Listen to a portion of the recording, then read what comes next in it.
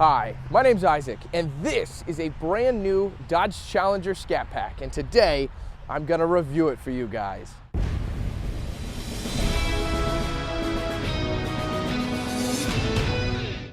Before we begin, I'd like to thank Brown Daub Chrysler, Jeep, Dodge, and Ram for allowing me to review this vehicle. For all your Stellantis vehicle needs, you can visit Brown Daub at their website, browndaub.net. Starting out up front on this Challenger Scatpack, it's like they tried to play how many air intakes can we put on this thing without making it look absolutely ridiculous. Let me show you what I mean. So you'll have full LED headlights up here, but on the inner ones, that's actually a hidden air intake. And there's a little Easter egg because it actually has the Dodge logo printed in repetition around there, so that's neat. So that's an air intake. You obviously have your regular grille and your lower front fascia right there. You'll have Challenger printed on that, RT printed on that, and then up on the hood, you'll have a center one and two side air inlets flanking it. I believe that's to let air out, if I'm not mistaken, but there is just so much room for this 392 Hemi to breathe. It's actually pretty cool. And then I wanted to touch upon the lower yellow stripe down here. I think it's really funny. This isn't actually meant to be here. So this is originally designed for shipping so you don't chip the bumper. So when it gets to the dealership, they take this off. But so many people liked this. They were like, no, wait, don't take that off. That Dodge was like, you want to keep it. That's not what it's for. Okay, you want to keep it. All right, well, I guess you can keep it. And so that Dodge now ships with these things, and people keep them on. And I think personally it does look pretty cool, and it contrasts this exterior cinnamon color really, really well. And another cool detail is that they also offer it in pink. Now that they know that people actually like this, they offer a couple different color options. Moving underneath the hood, this is the main event in the Scatpack, the 6.4 liter SRT powered Hemi V8, making 485 horsepower and 475 pound-feet of torque. And that is paired to an 8-speed automatic transmission. Moving to the profile of the Scatpack, this is the wide body configuration. So you can see the really thick fender flares here, which lend to incredibly wide tires. These are some of the widest tires I've ever seen on a vehicle that I have reviewed. And then on the wheels here, you'll have 305 35R tires, and these are 20-inch wheels. This also has SRT specific Brembo brakes. You'll have your Rumblebee 392 badge right here. So a lot of people have asked, well, what's the deal with Scatpack? What does that mean? It kind of sounds silly. Well, in the late 60s, when they originally came up with this terminology, it was a play on the term Rat Pack, which was Frank Sinatra's group of friends at the time. And scat meant, like run fast. It didn't mean animal poop, like we'll say animal scat. It meant run fast, like scat, get out of here. And so this was called the Scatpack because it was fast. So the fast pack playing on Frank Sinatra's Rat Pack. So that was the original history of the terminology. In the late 60s, they created that, and then they threw the Rumblebee logo on. And then originally their group of cars, when they first came out with these, were called the Hive. So it was the Challenger, the Charger, and the Dart. So that's a cool little history lesson for you. You'll have your body color matched mirrors right here. These also have blind spot monitoring, and they are heated. And then there is keyless entry on here. So if you have the key in your pocket, you can just tap lock. You can see that locks it. And then if I put my hand underneath, so I hit lock, put my hand underneath here, that unlocks it. So that's a really cool detail as well. You'll have your fuel cap back here, and it says fuel on it. I don't know what else I was planning on putting in there, but it does say fuel.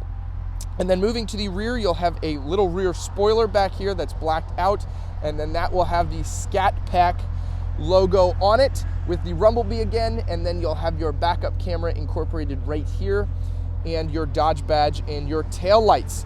Now there are parking sensors below that, and you are gonna get dual exhaust.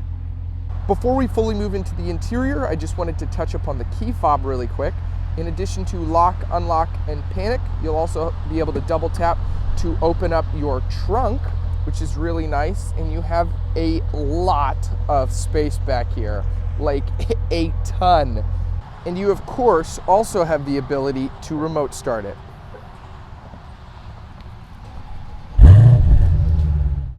Moving to the interior of the Challenger, they really do not skimp out on the details with the interior material quality.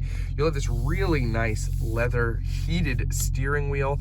Then if we move over to the door here, you'll have leather all down it, extending down here, and then right here on the armrest next to your window controls, your lock, your unlock, and then your power mirror controls.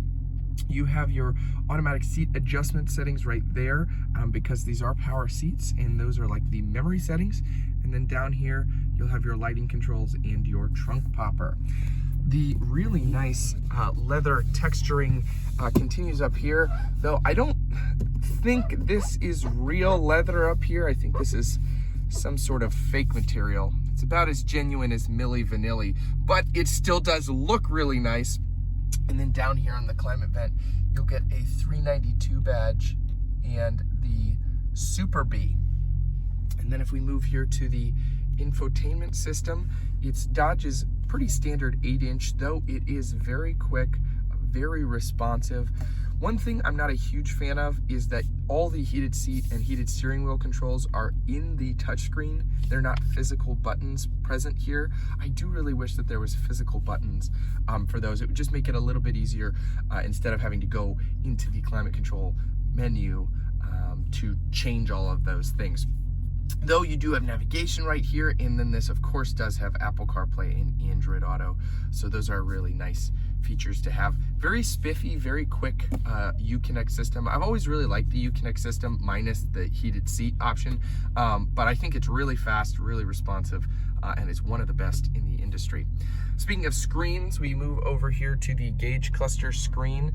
You can control that from the steering wheel, and you have a lot of different stuff: trip info, fuel economy, your performance settings. That's also available inside the screen on the dash here. You can basically tune a lot of the performance settings and look at your different modes. That's really, really cool.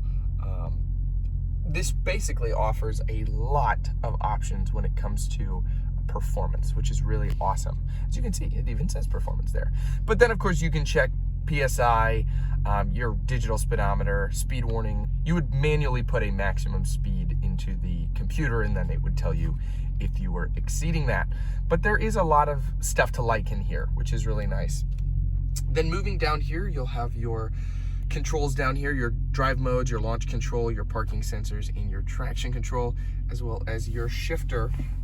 So if we pull it down here and throw it into reverse, the quality of the backup camera screen is, I think that's my review of it. It is definitely a backup camera, and it does have guiding lines that move, though the quality on this is very low. Kind of disappointing for such an expensive car, though it's nice to still have the backup camera. It seems like it was an afterthought on this, though that's not surprising because this body style of Challenger was originally introduced in 2008, and part of the interior makes that very apparent. If we move up here, you can still see the same sunglasses holder and light controls from the 2008 variant. They have barely changed anything when it comes to the roof, and I don't know if you can see this on camera. The roof is really shaky. You know, I was feeling around here to see if it would click in somewhere that it's not clicked in, but it doesn't seem like that. It just seems like you can see the whole roof shakes a little bit. Clearly still the roof from the 2008 model, and you also have that present with the kind of afterthought of the backup camera. But the rest of this interior is very, very well appointed, very comfortable. The seats are incredibly comfortable with the Super B in them, and Alcantara. They're great. They're very nice. It's just a mixed bag as a whole on this interior. There are also back seats within the Challenger with a little fold down center cup holder area and armrest. But unfortunately, the legroom is so incredibly tight, I'm not even going to try it. This is definitely an area reserved for kids. All right, driving the Scatpack Challenger. This thing is awesome. When I hit pedal to the floor, this thing flies. The response is instantaneous. Thankfully, the brakes are also very good because it is a little wet out today, so I don't want to gun this thing at full throttle. But the steering response is really good. I've always been told that the Challenger drives like a boat, and I've done a V6 Challenger, but I've never done a big Hemi Challenger until today. And, you know, surprisingly, it isn't as boat-like as you would think it is. You know, like it does handle a little heavy, and you definitely have a ton of hood space in the front. I would probably be most worried about parking in that case, but you know, handling-wise, I have a big straightaway. I have to open it up. Woo-hoo-hoo! Wow, this thing absolutely flies. It is very responsive, you know, but in the handling department, it doesn't feel that weighty. Like I said, it's a little bit weighty, and around corners it can be a little big, but I think that Dodge really did do a great job when they first brought this design back in 2008, and it goes to show why they haven't really changed it too terribly much. You know, they've updated the headlights, the taillights, the lower portion of this interior, not the roof, unfortunately, but you know, they have done a fair bit of refinement to it, and it didn't really need to have a lot of that refinement because it does handle quite well. And I will say this, I was also worried this was going to have terrible visibility like the Camaro does. The Camaro has horrific visibility out the front windshield, but thankfully this is actually really nice.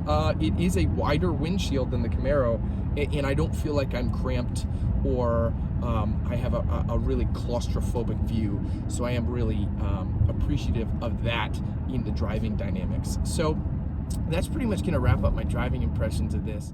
Alrighty, that is going to wrap up this video. I really hope you guys enjoyed watching. If you did, if you could like and subscribe, that would really help my channel out quite a bit. And lastly, I am a Christian, so if you have any prayer requests, you can leave those in the comment section below. And I like to close on a weekly Bible verse. This week's is John 3:16. For God so loved the world that he gave his only begotten Son, that whoever believes in him shall not perish, but have everlasting life. Now, that's an oldie but a goodie, and even if you aren't Christian, you might be familiar with that Bible verse.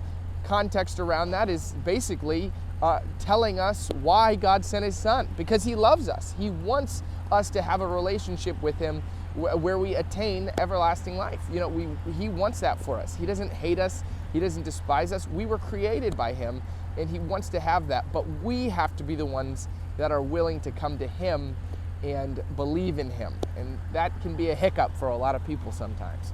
So that is going to conclude the video. Thank you guys so much for watching. Take care. Ugh.